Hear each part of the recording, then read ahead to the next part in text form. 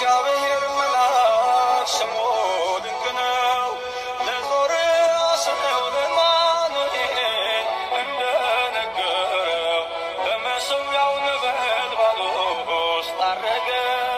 ኃያሉ ሚካኤል ድንቅን አደረገ።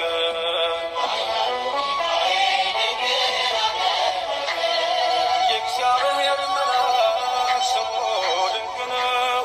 ለዞርአስር ለማኑኤል እንደነገረው በመሠዊያው ነበልባል ውስጥ ዐረገ። ኃያሉ ሚካኤል ድንቅን አደረገ።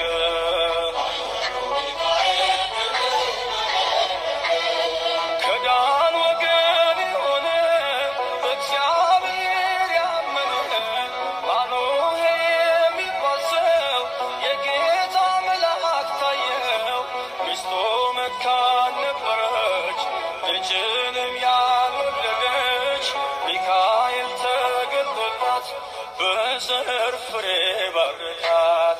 የእግዚአብሔር መልአክ ስሙ ድንቅ ነው።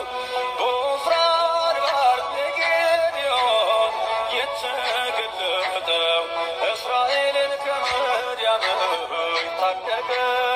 ኃያሉ ሚካኤል ድንቅን አደረገ።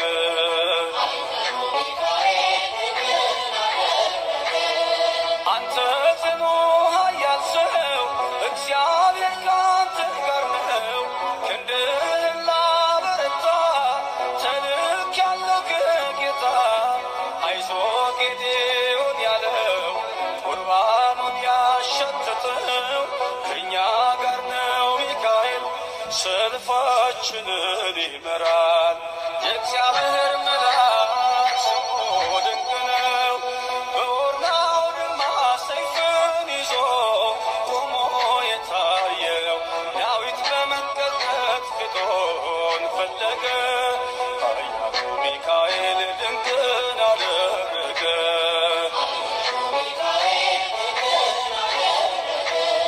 በሦስት ቀን ቸነፈር እንዳትጠፋ ምድር 70,000 ሰዎች ወድቀው መልአኩን በቃ አለው።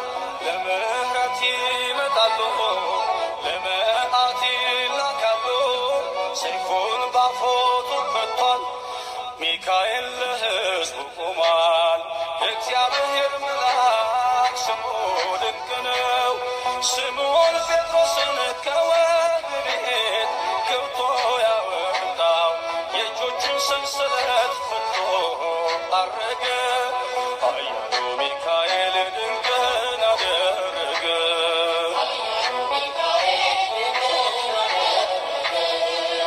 በጠባቂዎች መሃል ኬፋን ከእንቅልፉ አንቅቷል። የተዘጋውን ደጃፍ አልተሳነውም ማለፍ።